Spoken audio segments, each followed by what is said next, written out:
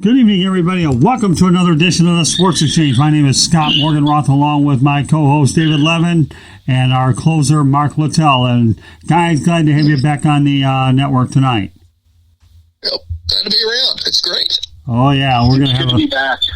I'll tell you what, Mark, we're going to keep you really busy really soon, but glad we got it rolling here. And before we go into anything else, we should let everybody know on the network that the South Florida Tribune Broadcasting Network is now turned into WSAN Network. If you want to know what that stands for, World Sports and News Network. So glad to have you on our network, and we're looking forward to make sure that we broaden our audience so that everybody out there, we're able to go ahead and reach a much, much bigger audience for sure. So with that said, okay, we three of us specialize in baseball, and David, you go ahead and lead off since that's a common word in this game, isn't it? Well, I'll try to get at least a slash single or double out of it. So how are you doing today, Mark? Doing okay? Yeah, not too bad. I'm up in North Dakota. It's windy, but it's baseball weather, and we're not playing baseball. So we got to get baseball out there for the people who really like it, which is a lot of this country. Definitely. I know that there are plenty of people down here in the South that are basically chomping at the bit to just have something happen. But I want to talk to you a little bit to start. If I did my math correctly, you were still playing ball in 1981 when the baseball strike basically shattered the season. Right. And as a player, I was curious, what was that like for you, being somebody who's waiting like these players are to get back on the diamond, to keep going with your routine? What was that experience like for you? Well, the word frustrating is the first word out of my mouth, and the second word is it was a lot. Well, the second statement should be probably I did a lot of fishing, but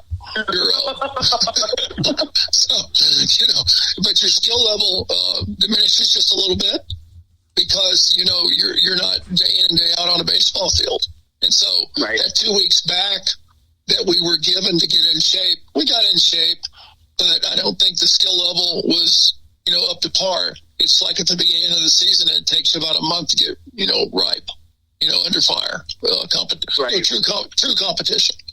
So for these players now, I mean, and the game has changed, and we were talking about it before we started. How much anxiety is there? I'm not in the same routine. I'm not with my teammates. It's May. We should be, 7 weeks in. What's going through their head? Well, they want to play. There's no doubt about it. Whether the money situation hinders or is the thing. I don't think when I played, the money thing was not a deal. We just wanted to play. Right. So it was extremely important to us to get on the field in front of the fans. We enjoy the fans. That's the whole thing about baseball, Major League Baseball, is getting out there and getting with it against the best in the business. And that's what you enjoy. That's what you truly enjoy. So it's a different breed. It's a little bit different breed of cat nowadays. Because, you have a lot more, the agents involved a lot more now, and they're licensed by MLB. There's so many variables that come up. There's so many. Do you think that, and we were talking, again, this is something we were talking about off the air, that people want to see baseball. The players want to be back on the field. It looks like things are changing, and whether we're flattening that curve or not, I couldn't tell you. You hear 50 different stories. Is Major League Baseball rushing this? I mean, is it, we've been off the field long enough, let's just get back and play? Or do you think this is, the right time for them to do this? I know that they've talked to everybody in the world to make sure it's safe. Do you think they're moving too fast? No, not really, because if you bring them back like they wanted to, I heard at one time, July 2nd, have an 80-game schedule to play off the World Series, and it ends, at the end of October. That's all fine and dandy. And then they go into spring training February the 15th. That's a normal season. Well, we had the strike, and that hit a lot in 81, and I will mention this, and I've said this before, I've been in 6 strikes because I came up when I was young. I was 20, and I was in one owner lockout. So, I mean, I've been through a gambit, and it's, to go through a small strike or the larger strike that lasted so many days in '81. And everybody caught hell over it, which you were in mid-season when this whole thing started. Right. So it was a whole different drill. But as far as getting out there, I think a lot of the thing with the COVID, it's like the workforce in America. Americans, like to work. And they like to be a part of their family and work for their family, and we're seeing that. And it's like it's a lot of psychosomatic almost. I mean, I always felt like I keep a lot of illness away from me because I'm always kind of trying to be upbeat about things. And if you get sick, you deal with it. But, for the most part, let's walk out on the field, let's play some baseball and get with it. And, they might have one or two cases out there, but so what? They're going to get well. They're fit people. They're not, senior citizens like myself now, where I have a few gray hairs. But anyway, these guys are fit, and I don't know why they're griping about it. I got to protect. Look out for my family. Well, good grief, you're making $3, $4, $8 million, $650 minimum, or whatever it is now. That's an incredible statistic. Even if people set that out there, they say, "Oh, you're making $7 million. You want to take the whole $7 million?" They don't want the $3.5 million. They're not real happy with that. Are you kidding me? The owners took a hit on this. And I'm in the Players Association. But you know what? What's good for this country? What's good for baseball? This is something that is uncharted territory for the whole world, not just this country. So, they have to understand and realize that this is totally different than anything that this world has experienced, other than bubonic plague. Well, yeah. Nice spin there. We were talking about the revenue share, and there are some players who have been outspoken about it. Snell in Tampa, I think Clayton Kershaw had made a comment about it a while ago, and there's some other players who have spoken about it this week that, they don't want to play unless they get their full salary. Right. Which, as we were talking about, to me seems irrelevant because it's millions. I understand the issue. And you stated how you stand. Do you think that if it's voted on and they don't get their full share, it's 80 games, so they play half of their salary, so these players going to half-ass it? Excuse the expression, but they're going to... No, they're not. No, they're not going to, because they're on a baseball field. There's no reason for them to go out there. They're competitors at the highest end. I've never walked on a baseball field, and I don't like to lose, and I like to get people out. And that's right. My job is to get people out. It's not you're out there to throw a strike, but really I'm out there to get somebody out more than anything. It's like I've always said, mix in a strike, better yet, mix in an out. But I guess I asked that question because I've seen players recently who, use through the media, talk about their grievances and the fact they want a bigger contract, or, I don't like playing here, or, they're doing me wrong. It's not that kind of situation, is it? No.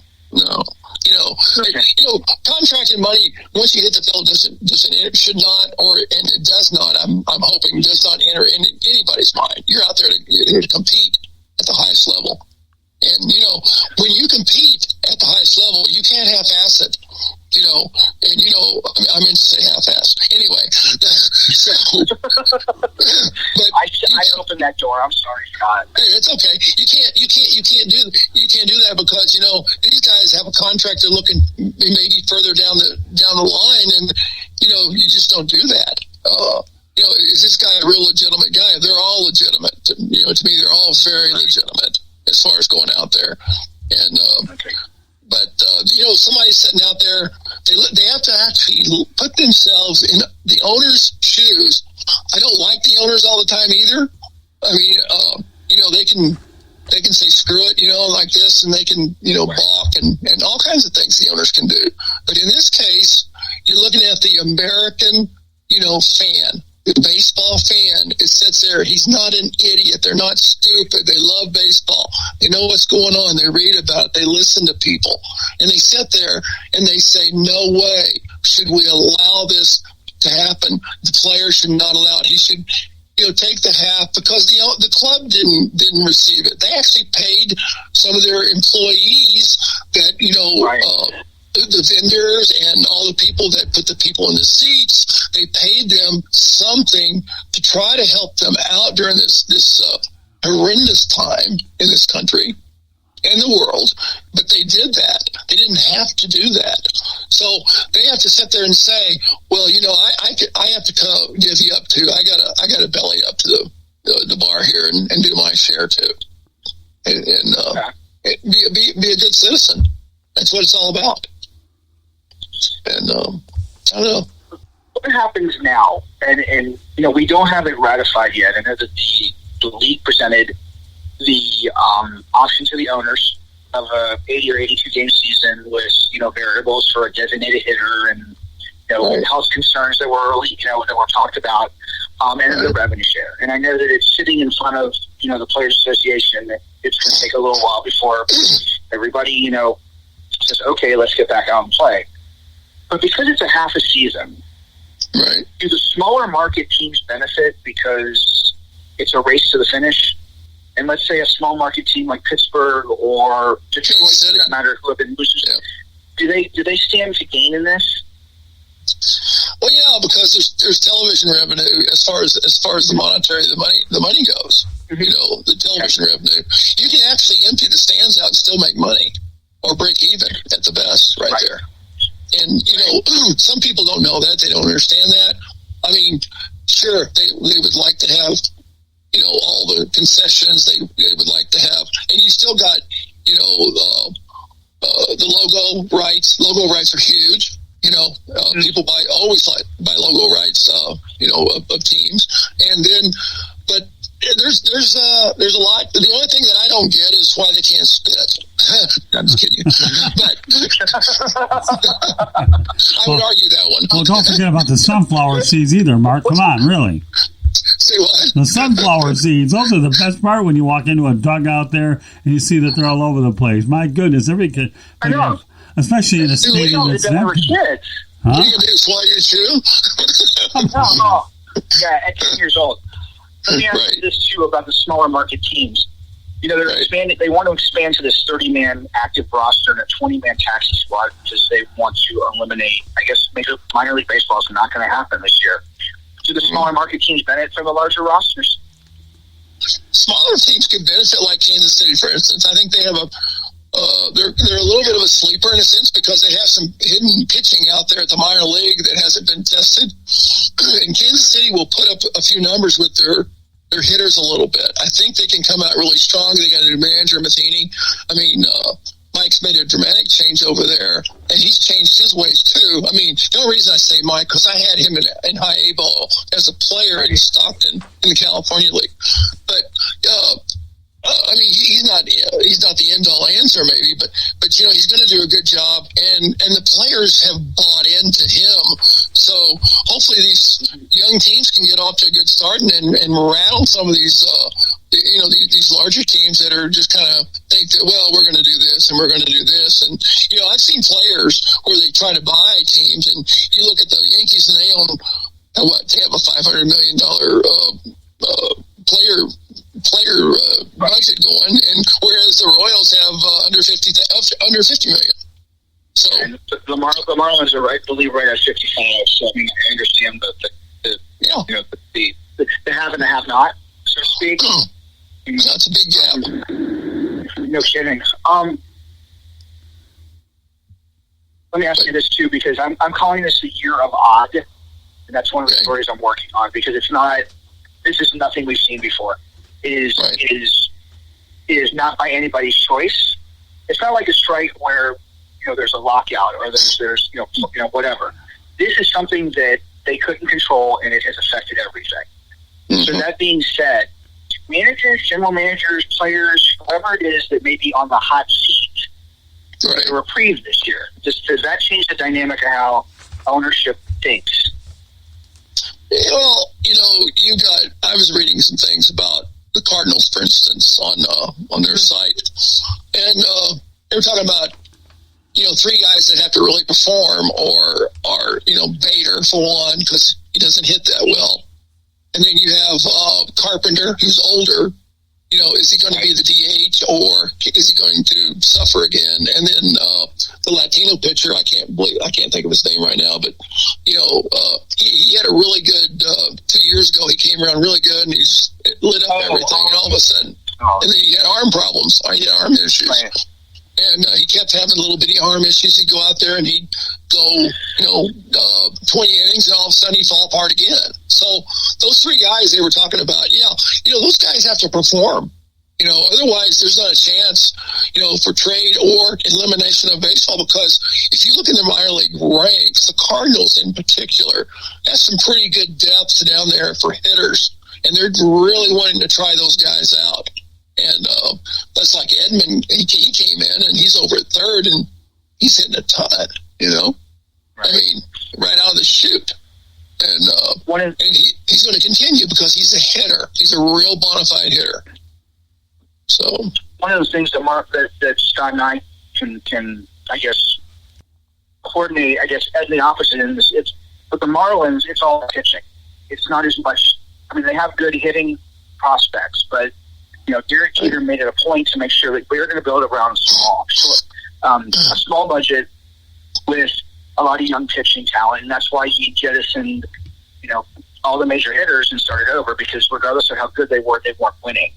I think that the Marlins can surprise people because they don't expect them to do anything, and if for some reason Mattingly decided to use Sixto Sanchez this year, or decided to bring up another pitcher like Niedertz, who has really good stuff in control, where he goes to a six-man rotation maybe, then maybe they surprise some people based on the young arms, which I wrote, and I don't know if it's going to come back to haunt me. At some point, I think that team is going to be a 1990s Atlanta Brave rotation minus Greg Maddux.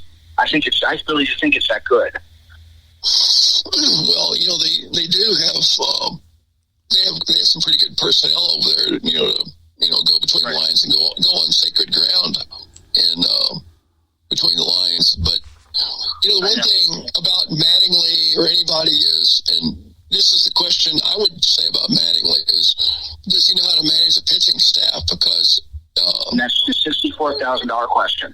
Yeah, because every time he's gotten pitchers, you go to the 6-man rotation. Well, you might hurt your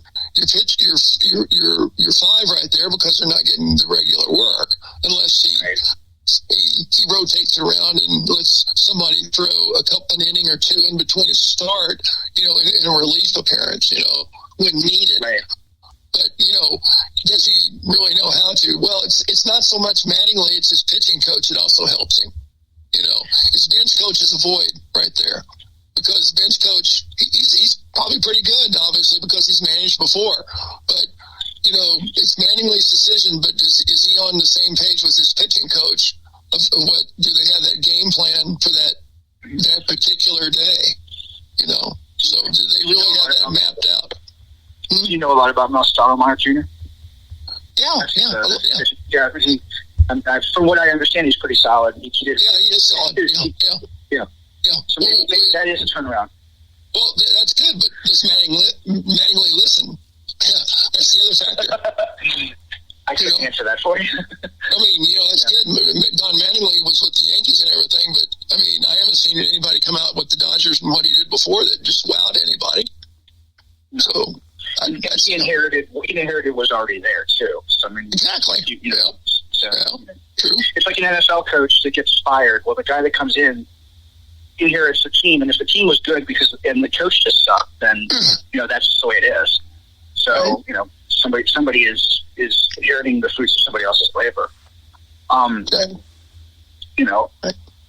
It's like AJ Hinch taking out Greinke. I imagine Greinke actually wanted to stay in, but Greinke's a real mild manner, and he said, "Okay, bye." So. Yeah, that's what happens. It is. Sure. It's not just with one or two teams. It's a product of I guess the game itself. Right. Exactly. What do you see? Okay, so let's crystal ball this, and then this is one of I have a couple more questions. I know we're going to kick it over to Scott, but I thought long and hard about this today because I wanted to throw a fastball at you. We get to baseball where next couple of weeks they say, okay, we're okay with everything that the owners have thrown our way. We'll kick around the revenue and we'll just wait, but we're going to play baseball. Mm-hmm. And then they play in stadiums without the stands, and we've talked about this a little bit. How does that affect what happens in the future? Families are going to watch TV and be excited about seeing whether it's the Yankees or Kansas City or whoever because it's baseball. And I know that I'm watching KBO just like everybody else because or something. Right. But once they're allowed to return to the ballpark, are they coming out in full force, or are they still staying at home because there's that family dynamic there that, I can sit on the couch and I can watch I can watch baseball with my little children, and I don't have to take them to the ballpark now, and it's less money, and I'm not spending $200 on popcorn. What happens with that dynamic? Well, economics is a big thing right now because of what's happened. There's no doubt about that. And, it's kind of like in the old days when they had, in St. Louis, when they had the old knot-hole gang, and the kids were out there and they paid 5 cents to get in, because they didn't have the money, Right. And so what are you going to do? You've got, let's just say hypothetically, it costs more than that, but say those are $100 seats, and you're sitting there and you're buying all this other stuff. It's costing a family of four $350 to park and make it on a just a whim just out there to get out. But that's $350 that's lost. I don't know if it's lost, but they said, okay, I went to a ball game, but I really like watching it on TV better because I can see it better. But there's nothing like being in the ballpark either. There's nothing like being in the ballpark. In the ballpark.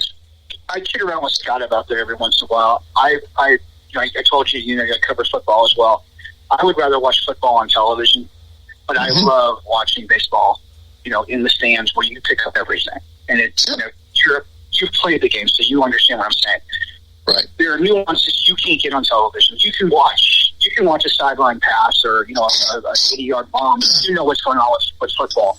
There's intricacies and strategy that goes on with baseball that you can see live that is so much different than watching it on television. Exactly. Well, here's the other thing.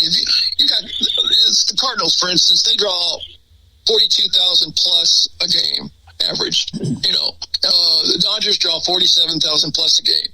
They have 15 million people, let's say, in the Los Angeles area. They have 2.5 million in the metropolitan of St. Louis.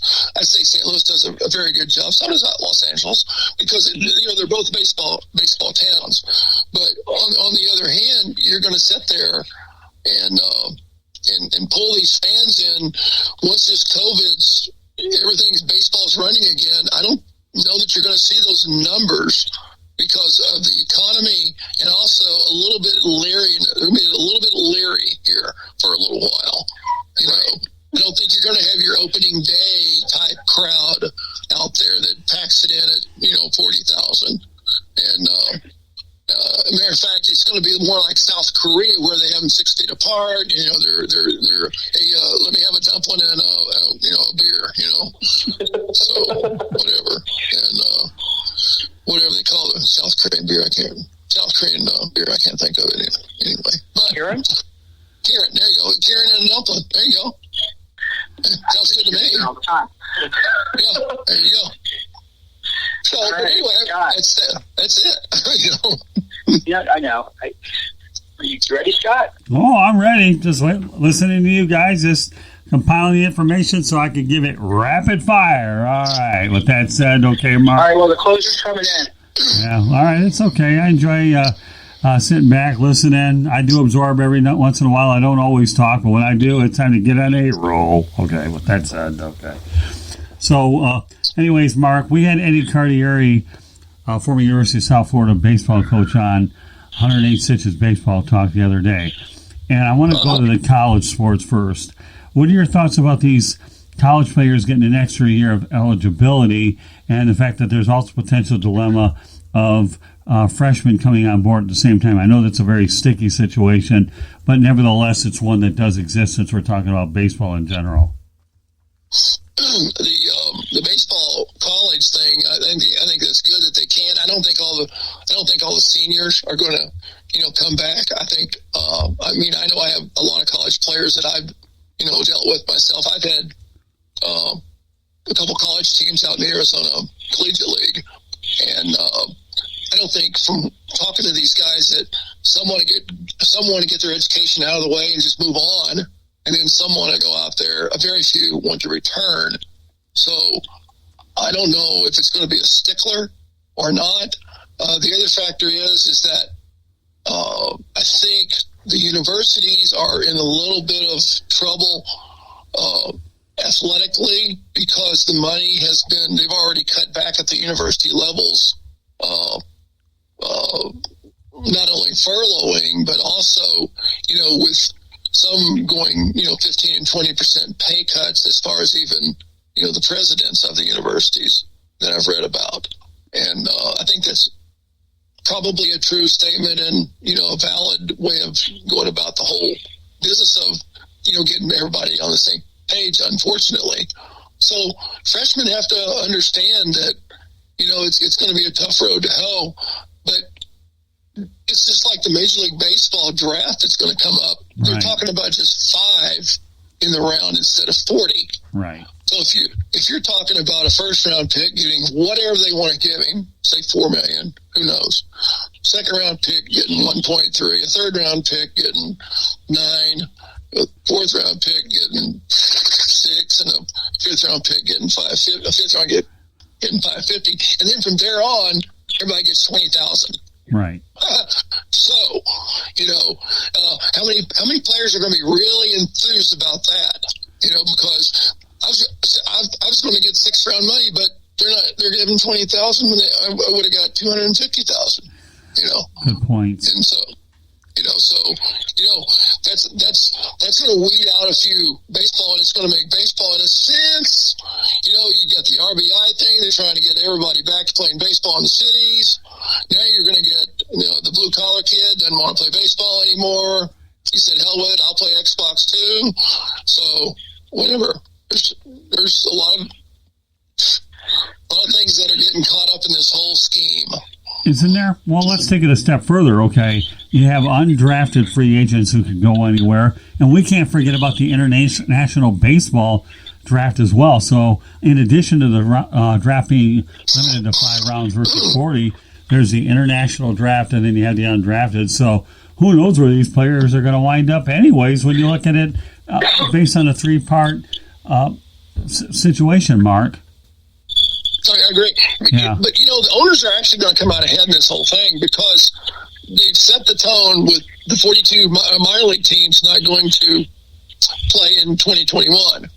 So, you're out 42 cities in this country. You're out 42 teams. So your minor league situation is going to be cut drastically right there. So, they're gaining right there. That's actually nothing what they're really going to gain, though, because if you're sitting out there with pitching and you're bumping them up and down, unless you've got about 3 or 4 guys out there on that pitching staff and 5 or 6 guys out there on that field that are your everyday steady players. I mean, if you've got 11 players that, make up the big part of your team, and then you've got the other 11 that you can just play around with, right? The salaries are going to come in over the course of time a little bit lower, I would think, over the course of time. Because they can go up and down the ladder with all these things, with playing games for a player through options and, before they run out of options and, times before they're a free agent, to start, getting the big money. Well, you let out or they can trade them. Well, so you bring on an interesting point, Mark. Thank you. I appreciate it. So what are your thoughts about the contraction of 42 teams? Do you think that there were too many teams in the first place, or do you think 42 teams being contracted is the right decision? Well, I was a minor league coach for 18 years, and, I've been in all these ballparks, it seems like, and you see a lot you see a few slow-moving ballparks. You see some that are pretty good, and you see some that are really good. And I understand where they're trying to get this right, but if you look at to switch over to the whole scope of things, you look at the independent right there. I don't know that the independent will actually be as big of a deal as it was. It'll be big, I think, to a degree, but they're gonna have a vacuum right there from the 42 teams. And everybody would say, "Oh no, they're going to have more." Well, no, not really, because you go to the Northwest, you go to Pioneer League, you go to Helena, you go anywhere up in that area. The only thing they have to really watch is fireworks, horses, and baseball. That's about it. They see the fireworks on 4th of July. It's a big deal. They come out the ballpark, they ride their horses, and then they watch a baseball game every once in a while. But it's going to cut into economy as far as the hotel business, the restaurant business, the city itself. Right. The employees. So it's going to take a big hit. So then, with that said, there's a couple of Florida State League teams that are going to be contracted. One of them is Daytona. They call it the Daytona Tortugas, the affiliate of the Cincinnati Reds. That's been a pretty good franchise for a lot of years. And the Braves are going to have the Florida Fire Frogs relocated out in Northport, where they're new. And I hate to see Florida State League teams get contracted, because that's one of the premier Class A leagues. It's an advanced Class A league. Oh no, you got to have the Florida State League, I would think, and also probably some of the North Carolina in that whole thing. A lot of your teams are on the east side anyway. Right. Your population, if you cut Ohio right down the middle all the way to the Gulf, you got 70% of the people east of that line. That's your population. But I hate to see Florida State League teams get contracted, but yet in this contraction, two of them are. You know what I mean? And that to me is where you make arguably your best evaluation of talent and an advanced Class A league, let alone in the state of Florida. So I'm with you. I'm not so sure I agree with those two particular contracted teams in Daytona as well as Northport. And that team was actually in Kissimmee. They ended up losing the team, but good point. So with that said, Mark, let's talk about the overall minor league shutdown altogether. No baseball whatsoever in the minor leagues. How bad is that?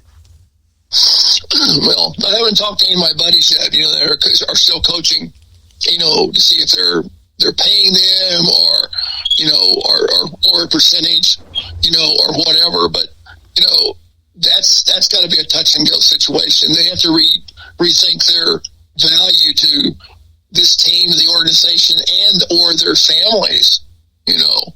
To where they got to be able to put it together, and that's got to be a real drawback. It's got to be a super drawback for coaches as well as players. Right. Players barely make it sometimes. I know they get $1,200, $1,500 a month, whatever they're getting, there's little bitty perks that they get along the way.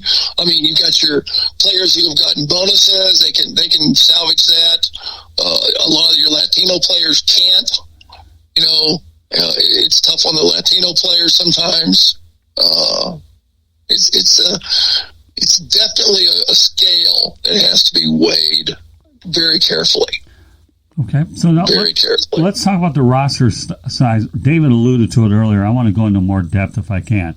You're talking about a 30-man roster and I think 50 players total. Is that right, David? So, right. It's a 30-man active roster. There's a 20-man, I guess you would call it, taxi squad, right? Which would allow them to move, prospects around. That's kind of what you were alluding to a little earlier. So there's 50 players they can play with, essentially. Right. So what are your thoughts about that, Mark? Well, you're going to go through some pitching, but the quality that you're going to get, somebody's going to come through really, sound. A young pitcher's going to get lucky out there. Hitters have never seen him. He's throwing well. He's getting outs, and all of a sudden he becomes a star real quickly. Well, he hasn't salvaged his sophomore year yet, to where he gets really creamed. So. Right. The first go around, you don't get creamed. And, so they say, well, how good is he really? Can he really pitch? Or is he just got a good arm? He's throwing the ball. He's got some movement. He's a stuff guy instead of a pitcher. So who knows? That's going to be. I know one thing: if they put the DH in there, you're going to have less pitching that's going to be out there, more hitting, because you don't need that much pitching out there with the DH. Well, David's talked about in the past, so let me get your interpretation on this. Do you think, I know they're going to talk about using the DH universally, at least in this different season, if we can call it that. Do you think the DH should be a uniform rule with both leagues after this year is up? You mean to keep it, or should the American League and National League play under the same rules? Well, they're leaning that way. They're leaning that way as far as wanting the DH, because they say people want to see more hitting.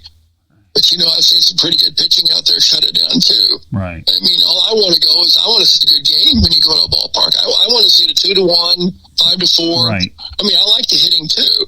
But, I want to see a close game. I don't want to blow out. So like it's 11-2, the Yankees playing, Royals or whoever they're playing, Yeah, I'm with you. I'm more of a traditionalist. I like the I like the pitcher hitting. I was brought up in that area, obviously, the area he played in. Right. So I would hate to see them. I like the National League with the pitcher hitting and the American League with the DH, and then during interleague play, then depending on the ballparks, you implement both brands of baseball. That's what I've always been a firm believer of. So, the manager in the National League has to make that extra move, and that's where you have to play real baseball. Right, exactly. That's my point. So now the owners, from what I read, would be losing $640,000 per game.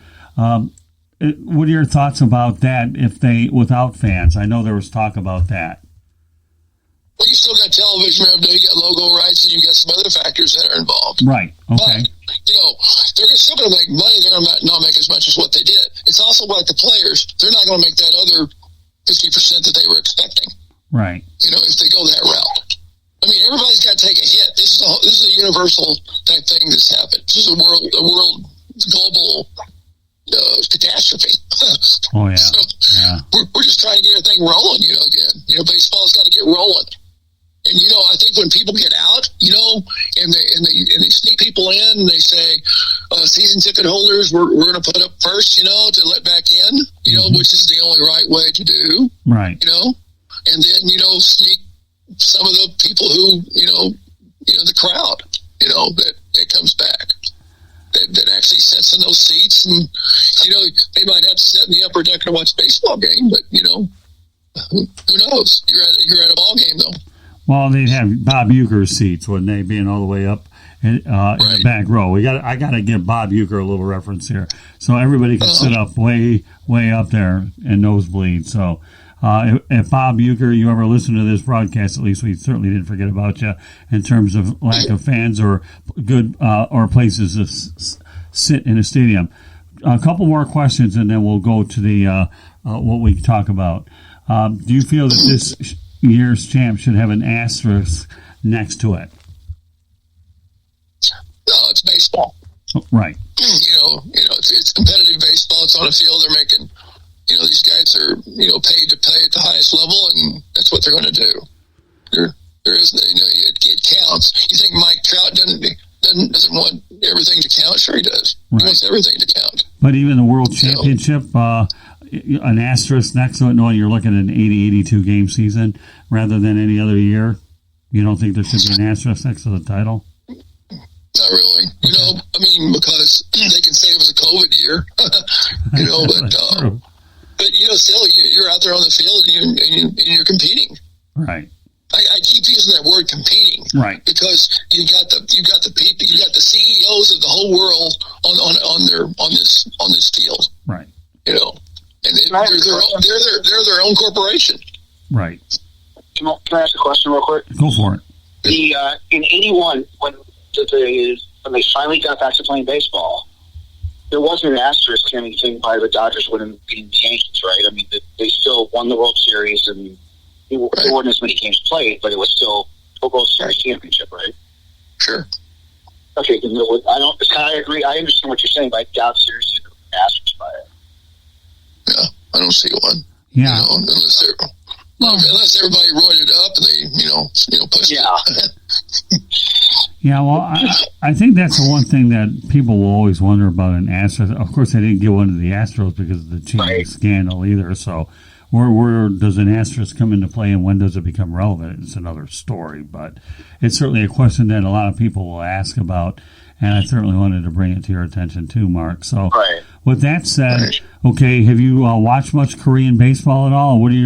I know ESPN definitely is desperate for programming. If you got to go to Korea to do it, well, then why not do it? Yeah, I mean, have you watched any of it?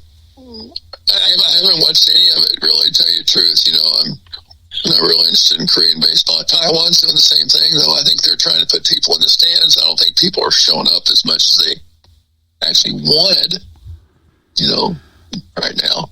But I mean, Korean baseball is getting some they're definitely getting some viewership that they never thought they would because of the curiosity aspect of COVID-19 with no fans.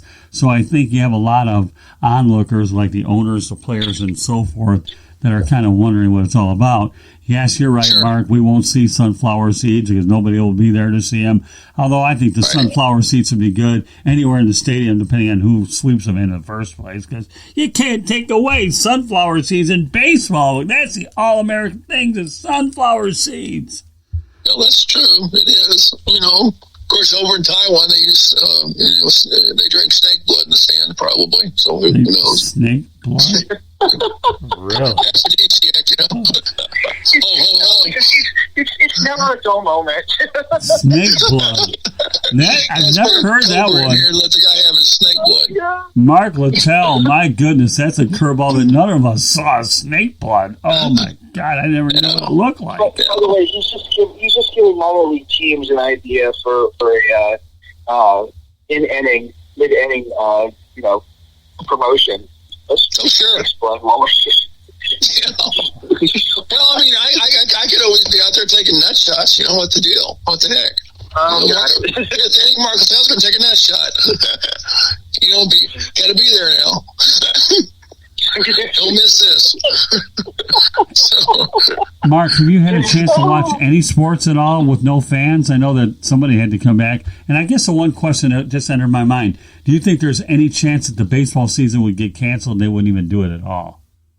I don't know that because I think who knows? Who knows what's around the corner? Right. I know the boogeyman is already out, but I think they're trying to get rid of him. So, right. Bring on the lights and play baseball, Right. Because there was backlash after the strikes and nobody wanted to go back, but I think the fans would be a lot more compassionate since they're not going to games anyways, or the backlash and recovery. Remember, Sammy Sosa and Mark McGwire and Cal Ripken were the ones that put baseball back on the map after that disastrous 1994 season. So, but, in your estimation, do you think that it's possible that the season could outright be canceled anyways? Well, there's anything that's possible. I wish that, if you look at certain things, I hate to say this, but, I don't know if the ownership would do this, but, you look at, even in the minor leagues, you get $1 hot dogs, $2 beer, $1 for a soda, whatever. Make it affordable where the fan can go in there and he's not bitching all the time about $8 beers and $6 hot dogs and, things of that nature. But, it's got to be enticing, because I know Major League Baseball, they want the best and the best for the fan to get them out there to see America's game, at its best. Well, so, David brought it up. And they got to spit. That's got to be an option. Right. If there was ever a year for there to be affordable family fun, and I know that is something they talk about here in Jacksonville with the minor league teams, but it's true. If there was ever a year we use that term affordable family fun to bring people back to the ball game, this would be the year to make it bright for the economy and the economy of baseball itself. Right. Yeah. They're still going to make buck. If they did it even at $1, $2, and whatever else, they're still going to make money. Right. Just not as much.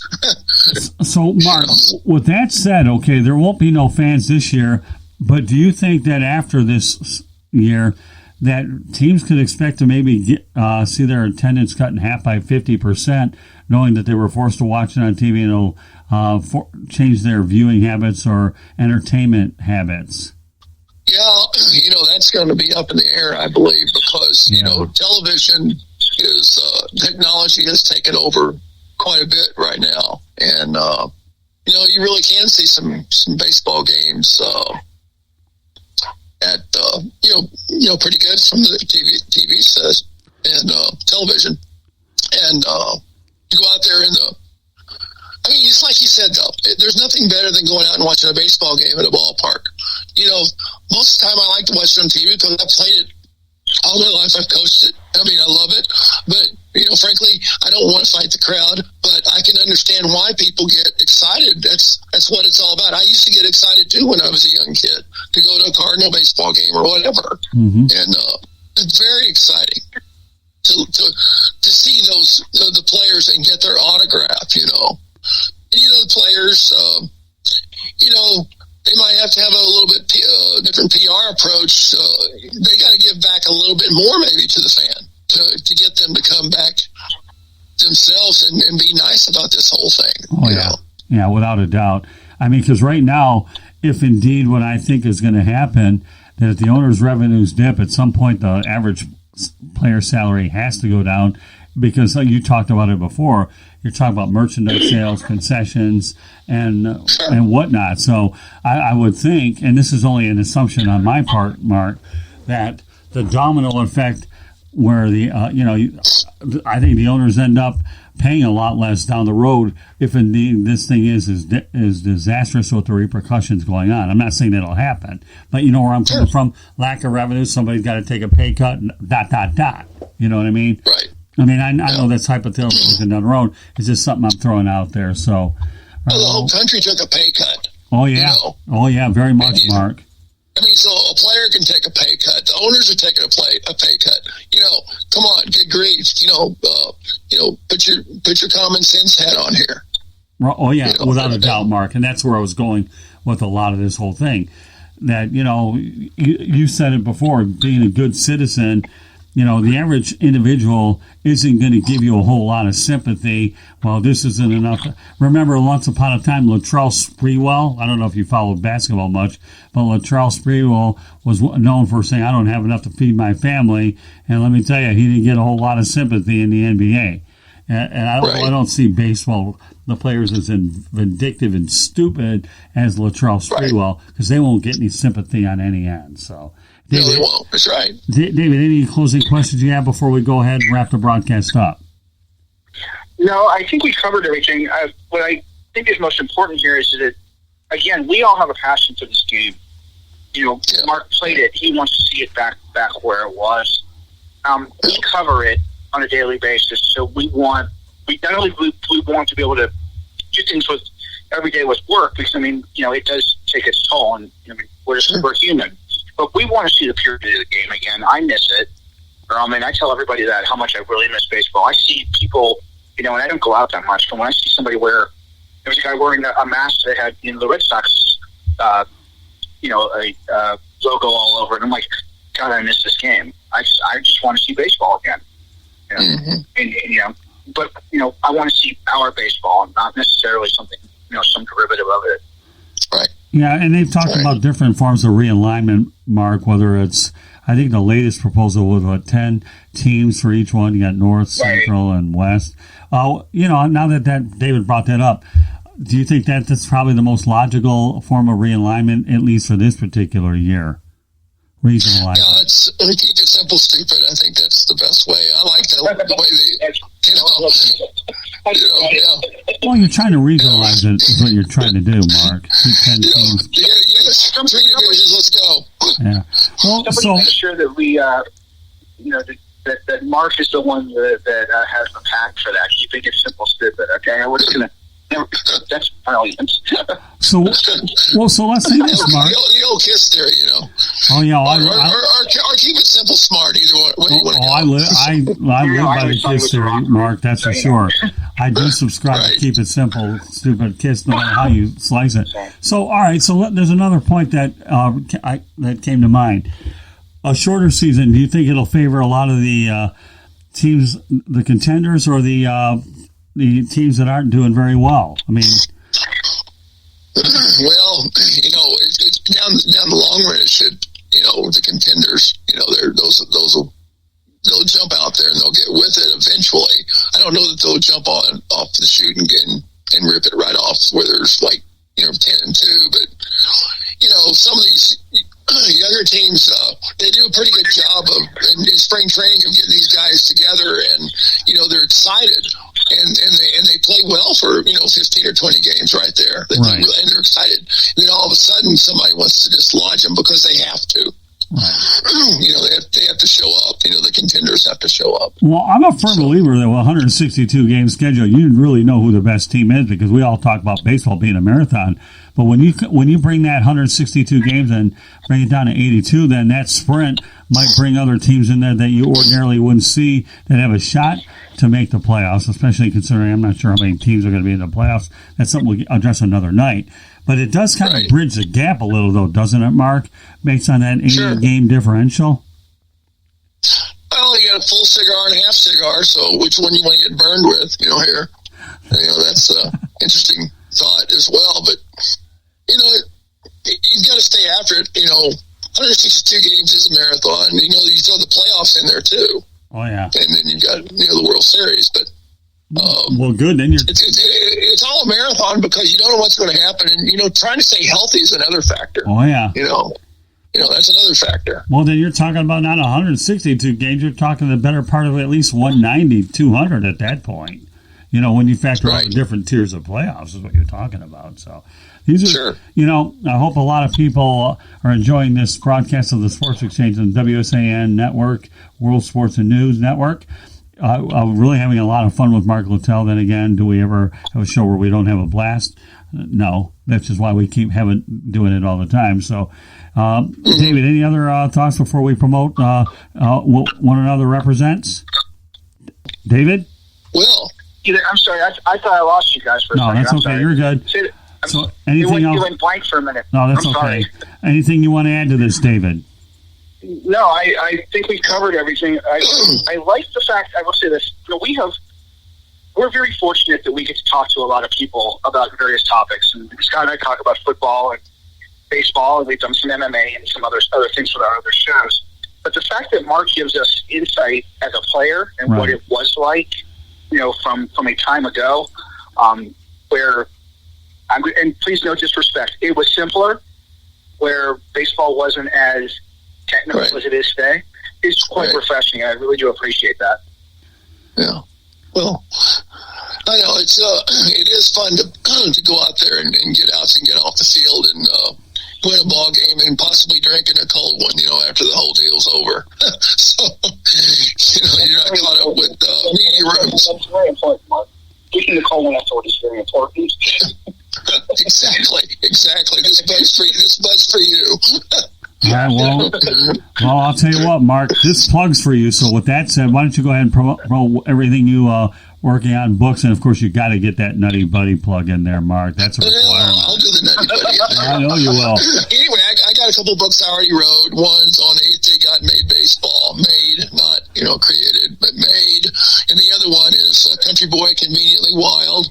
And my third book I finished actually last week. It's called What's Up Ramrod, with a question mark behind it, and it's about coaching experiences, actually across the world too, because I've been in a lot of places across the world, and also in the professional game itself too. And that one is actually twice the size of the first two. It's got 77,000 words in that one, so I did a lot of soul searching and having some fun with it, and it was fun to write. The other thing is the Nutty Buddy. Everybody's got to wear a Nutty Buddy at least once, take a shot, go out there and do it for yourself. And all granddads, they get kicked in the nads every once in a while by little Junior, and you can also, get little Junior hurt if he kicks granddad in the nads if he's wearing a Nutty Buddy. And then Mom would say, why is he crying? Well, he kicked me in the nads because he always kicked me in the nads, but that Nutty Buddy does protect because it's anatomically correct and it can take on a lot of heat. So, anyway, Nutty Buddy is a protective cup, and it's the best on the market. So what is it? Tell me what the women say about the Nutty Buddy. Say what? You talk about what the women are saying about it. Come on, you're leaving out the best part, Mark. Which part? You mean one more take a shot at 90 miles an hour right in the ass? Well, that too, but didn't you say the women like it? To watch women it? love that part. You know, the women always like looking at. You can go to YouTube Nutty Buddy videos, and you can see me take shots all day, and the women just love. Oh my gosh, I love seeing him take shots. Oh, look at this, and then their husband's sitting over there cringing. And of course, if you go in a ballpark, you'll see ladies. They're waiting for the crotch. The guy to adjust his cup. Well, the good thing about Nutty Buddy is you don't have to adjust with the cup. So they say, oh my gosh, he's got a nutty buddy. He's not even adjusting. He's not even adjusting his cup. He's got a Nutty Buddy. Oh no, it's so sad. Why don't you get an inferior cup so you get to adjust? I have this image in my head of a minor league game where we're doing something with a Nutty Buddy in between innings. I don't know why, but Mark is just giving me that image that coming to a ballpark near you, we're going to test the Nutty Buddy. So Mark, that's exactly right. So Mark, tell people how to get your books, and I got a good glowing endorsement for Nutty Buddy in a moment. You're going to love this one. Tell people how they can get all your books. So Mark, go ahead. You can go to Amazon and go on Amazon. Just go to Mark Littell, or go to marklittell.com, and I pop up right there, and it'll guide you right into Amazon, and it'll direct you to say, hey, you better buy Mark's book because you'll laugh and snicker through the whole thing. So it's an enjoyable read. Too many people have told me so, and I've got all these little fives down there. One grandmother didn't like because I guess she bought it for her 10-year-old, and I had a couple cuss words in there, so she said, "Oh, he cusses too much." Only a couple, huh? Oh, you're just being yourself, Mark. It's okay. Yeah. Well, I have America's term in there. Are you shitting me? 21 times in the first book, which is a common American term. So. Anyway. Okay. All right, David, get your stuff out. Then I'm going to give Nutty Buddy another glowing endorsement in a way you guys will never, ever realize, and then we'll talk about networks. So go on, David Levin. Sure. I write for fansided.com. I cover the Miami Marlins on marlinmaniac.com. I also cover the Jacksonville Jaguars on blackandteal.com. If you want to follow me on Twitter, I'd welcome you to. I'm at DM719907. By the way, Mark, I sent you email and information on Facebook. Okay, we're ready to go. It's already there for you. Okay. All right, you ready? You ready for me to give you the long-winded version of what we do, and then we'll save the best one-liner for last. Okay. First of all, you can follow us here at Twitter. You can follow me on Twitter at Scoop. That's SCOOP 33333, and at Tribune South. You can also follow the South Florida Tribune on Facebook, South Florida Tribune, and all you have to do is like it, and you'll be good. You get all the updates there. I have an Instagram account, South Florida Tribune, as well. Subscribe to me there, and then I'll give you whatever I've got photos-wise and so forth. I have a YouTube channel, South Florida Tribune, as well. Everybody knows about the website, www.southfloridatribune.com. Our email address is southfloridatribune@gmail.com, and LinkedIn. You can just contact me, Scott Morgenroth. I'll be more than happy to accept a connection. Just so you know, the shows on the WSAN network include the Sports Exchange, the one for which you are listening to now, the South Florida Tribune podcast, which is a non-sports related one, 108 Stitches Baseball Talk, and the Real and the Rare with Xavier McKnight, Fantasy Football with myself and Ryan Skolrud, Motorman and Rude Dog, and we're going to announce our new show, probably if not today, tomorrow, for the WSAN network. You're going to love this one. We're affiliated with Apple Podcasts, Spreaker, Spotify, iHeartRadio, Google Podcasts, CastBox, Podcast Addict, Deezer, Podchaser, you name it, you'll find us. And here's the big glowing endorsement for the Nutty Buddy. Ready, guys? You prepared? Okay, I think that those people at NCIS LA, okay, a show that my wife Candy has got me to watch, okay, those people that are filming it at CBS should have all the men wear one every time the character Kenzie Bly, a 5'10" agent, drills somebody where the sun doesn't shine, okay? They should, because I'll tell you, she's known in real life as Danella Rua. So I like to do my little thing there. So, oh my gosh, that's for fantastic. anybody that wants to test out the Nutty Buddy, NCIS LA, and I'm going to tag you, CBS, on this when we get done with the broadcast. You need a Nutty Buddy, and Mark Littell is your man to get it for you. So, I never thought I'd see the day that I would actually be watching crime shows. When you get so inundated with sports, you need a change of pace. I don't know if anybody on Chicago PD does the Kenzie Bly thing, so we'll just let Kenzie Bly be the closest thing to a field goal kicker in the NFL, whatever league there is, because I'll tell you, when she hits it down the middle, I'll bet it's definitely painful. So, Nutty Buddy, folks, go to NCIS LA and market this thing. So, Mark, I don't know if I can give you a much better endorsement than that. I don't know, buddy. No, that's right. We're just not a baseball cup. We do it all with all kinds of sports, and the cops wear it too. It's pretty amazing. Well, there you go. And they're cops. They're agents. As a closer comes in, I can always close this out as my line here is, throw peas at the knees, no pies in the eyes, no wall balls, and you'll be just fine. So there you go. Well, I don't know if I can top that one. All I can say is, folks, I hope you've enjoyed this edition of the Sports Exchange. We ask you all to be safe, practice social distancing, and stay home, although a lot of these stay-at-home orders are being there. And also kudos to our first responders. We hope we provide you with a good deviation of a broadcast where you'll have something to listen to. We ask you to listen to it, download, and subscribe. And again, you know where to find us. So on behalf of David Levin, Mark Littell, our closer, and our standout baseball analyst, this is Scott Morganroth, the Motor City Madmouth, wishing you a good evening, and thank you for joining us, everybody. Have a good night.